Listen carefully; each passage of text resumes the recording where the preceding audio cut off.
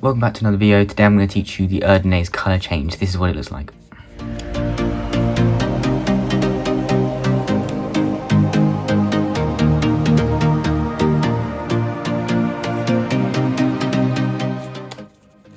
Alright, so let's get into how to do this trick.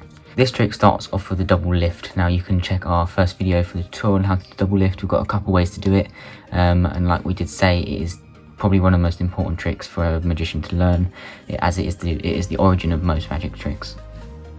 So once we've done the double lift, we've now got two cards face up. Spectator only thinks there's one out on the whole deck. Actually, all the trick is the top card is going to be pushed forward about an inch. The second card is going to come out. This is usually the card that they've chosen, and then it's going to come past that point where it can then be pushed forward onto the top of the pack when the deck's squared up and there's some magic around it. It looks like the cards have changed. So to do this, we can't reveal anything and our hand needs to be closed. If our hand is open, then you can see what's going on underneath. So we need to close this so that you cannot see this card underneath. The index finger is the important one. As we push this card forward, the index fingers are going to make sure that not the whole deck is being pushed forward. This does happen quite a lot, is when we try and push this card forward. The second one might come out as well, so the index finger is there just to keep all of them in line and the first card to come out only.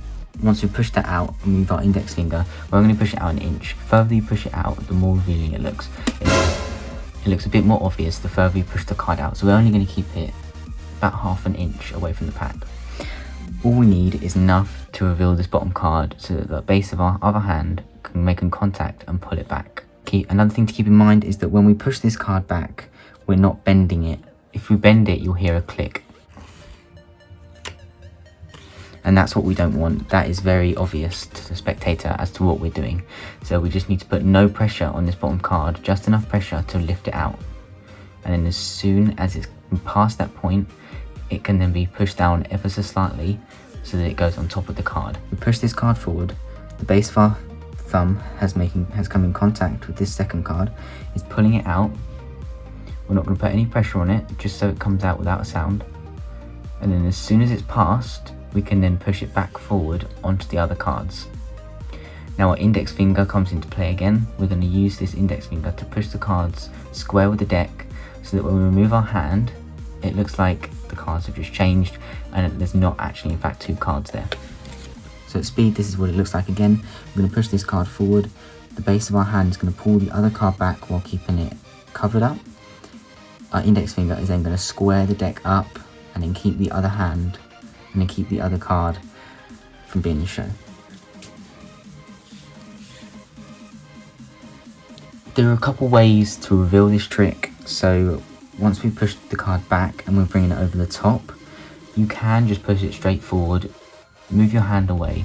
The spectator then thinks you're palming a card, and then you can wave your hands about to make it look like you haven't, and then that gives them more of a questioning as to how we actually did the trick. Another way is palming the card. This way you can move your hand about and it looks like there's nothing ever happening, and then it changes just like this. However, an easier variation is once we push the card forward, we've taken the second card out, we're then just going to pivot it on the corner of the deck. This way we can move it about easily and then reveal it like that. If you prefer to just push it over and then click or wave your hands, then that's fine. If you prefer to pivot it on the deck and then move your hand over, that's absolutely fine as well. As long as when you remove your hand, the deck is squared up so that you can't see there are two cards, the trick will work. The trick is finished off with a double lift. This just basically shows that there is only one card, and it leaves the spectator wondering what the hell just happened a lot more than if you were to just stop with the cards facing up.